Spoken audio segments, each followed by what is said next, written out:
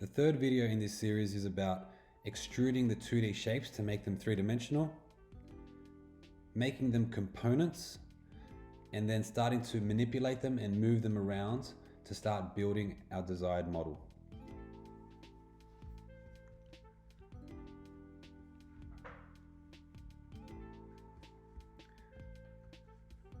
From this view, we are now going to go back to our scenes and choose one of our isometric views. Now, our isometric views are our 3D views, so we have 4 options. Choose any one of those and then center the shapes on your screen.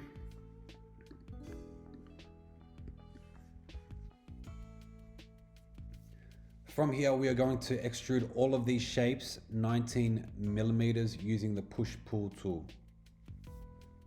So we'll get our push-pull tool, shortcut is P. Now when you hover on the surface that you want to extrude, it will appear with these blue dots. You click and you slide your finger up your trackpad, and you can see as we pull it up and down, the distance on the bottom right of the screen changes. So we want to type in 19, enter. Same for the next one and the remaining 2. Now using my orbit tool, shortcut is O. This tool allows me to click and rotate in 3 dimensions around my model. Okay, so once we have made them 3-dimensional, a good practice is to start making them components. Okay, so making an object a component is like consolidating all of the sides, okay, into one piece. It's kind of like grouping everything together. So I want you to focus on this top piece here, which is our legs.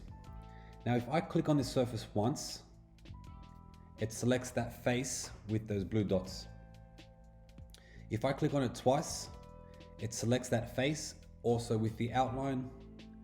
And if I click it 3 times, it selects the whole object. Now that's what we want. You want to triple click on the part so it selects the whole object. From there, we right click and we go to the option Make Component. Now in the definition box, we are going to name it the part that it corresponds to. So this is one of the legs. And as good practice, I like to put in brackets the dimensions of that leg.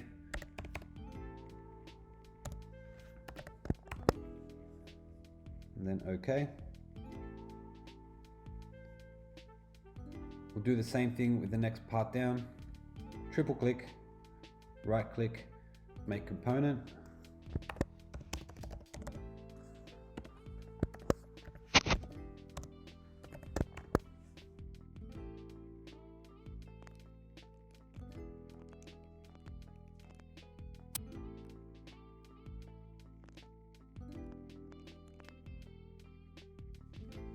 Now, once an object has been made a component, it appears with a bounding box. Now that can best be seen on this brace piece that has had the 45-degree cut out of it. If I click on that, you can see there's an actual box that it's bound into.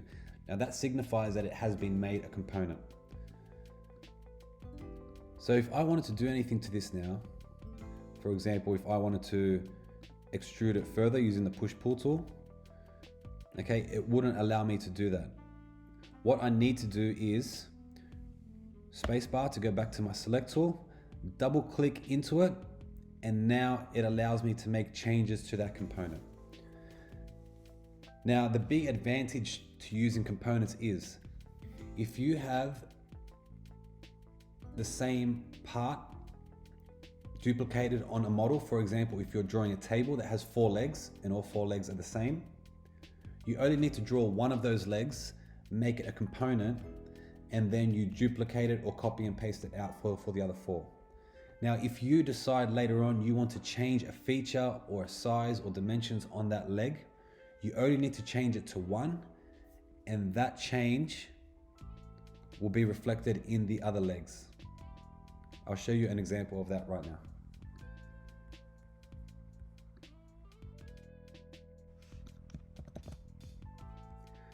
So you can see here I've made a copy of that last brace piece. If I was to double click into that to make a change, I want you to also notice on the piece behind it, which is the same one. If I was to draw a circle here and then extrude that, you can see how it is also being done to the piece behind it. So that is one of the key features and the advantages of using components.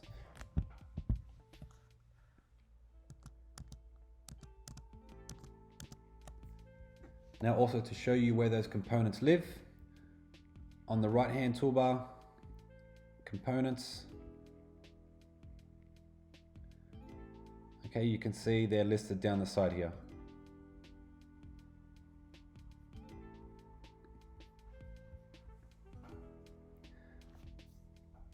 Okay, at this point we want to start manipulating our pieces to start building our model. So our legs are going to go across the bottom, so we'll start with placing those. And the first thing we need to do is rotate these. So I'm also going to go to my scenes.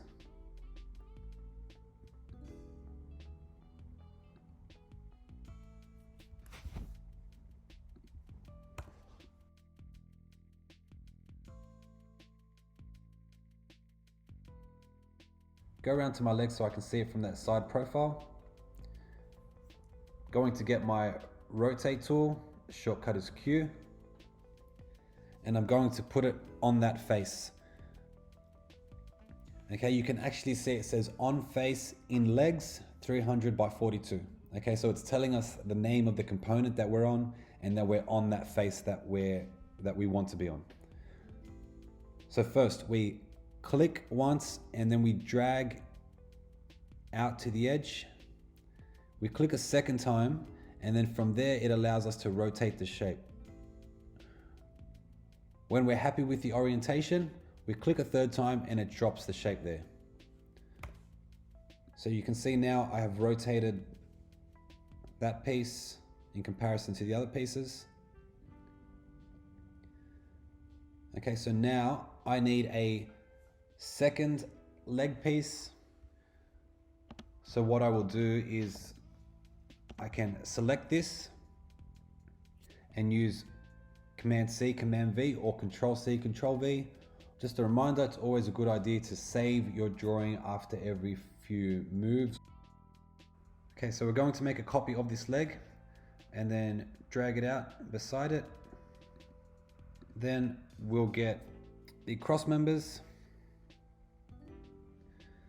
Now I'll select it using my select tool and then I'll use M for move and I will move that over.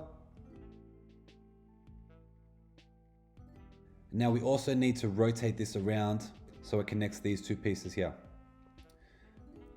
I'll rotate around to my top view using my pan tool, shortcut is H, and using my orbit tool, shortcut is O, so that I can view it from the top. I will then get my rotate tool, shortcut is Q,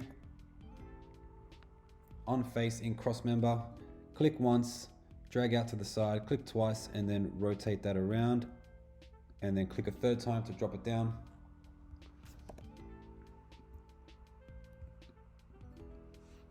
And then I also want a copy of this,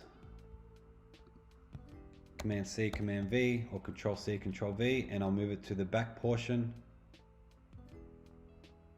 So we're just laying things out roughly for now, and then we'll slowly start to align them. Okay, now we need the uprights, and these need to be rotated in two directions. So first we'll stand them up and then we'll spin them around. So orbit tool, shortcut is O, come around to this side view, space bar for your select tool, select the object, Q for your rotate tool, click once, drag out, click twice, rotate, click a third time.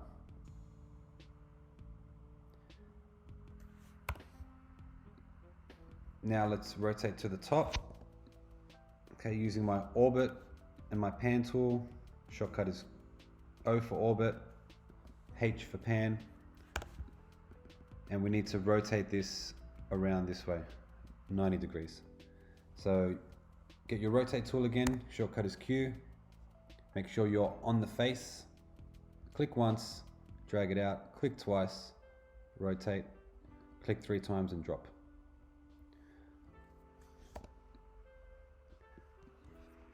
I'll now get my move tool, shortcut is M, to move this over to the side here. And then Command C, Command V, or Control C, Control V to make a copy of that for the other side.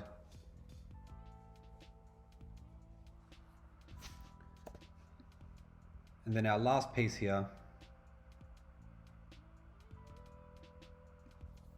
is the brace. So for this piece, we need to rotate around to that end view.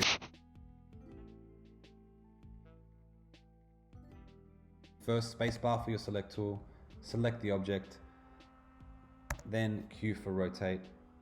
Make sure it's on face, click once, drag it out, click twice, rotate, click 3 times, drop it down.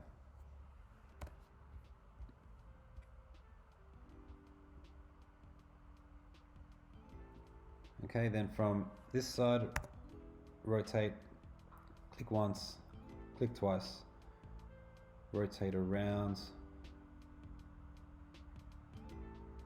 until it's roughly 45 degrees, and then back to our isometric view to get an overview of where we're at. Okay, so now it's going to be an exercise in just moving around our object and slowly shifting things into place. But there is one thing I want you to take note of.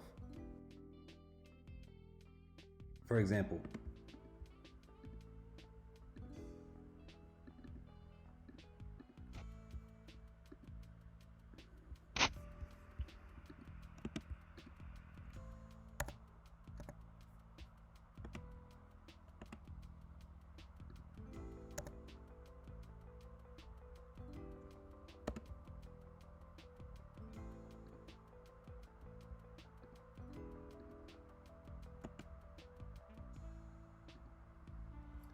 example, if I want to move this piece here underneath here and I want it to be aligned.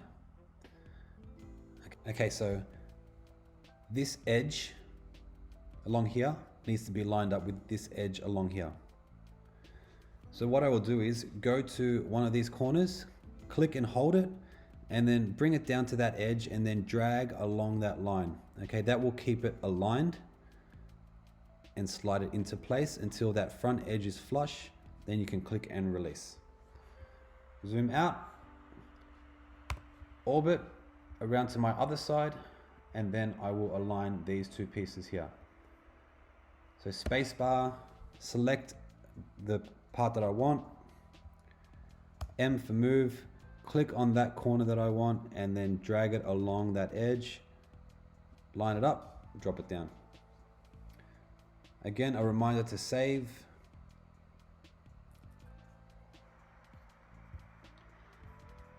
And we will continue through this process until we have everything mocked up.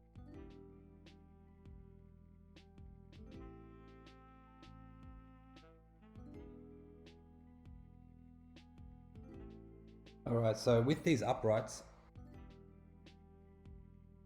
if we want to get something centered, the best way to do that is using our tape measure tool, shortcut is T. And if we measure in from one edge here into the center, okay, so the center is 150, being that the whole object is 300 millimeters long. We now have a reference point on where to line up our uprights. Line tool, to draw that line in.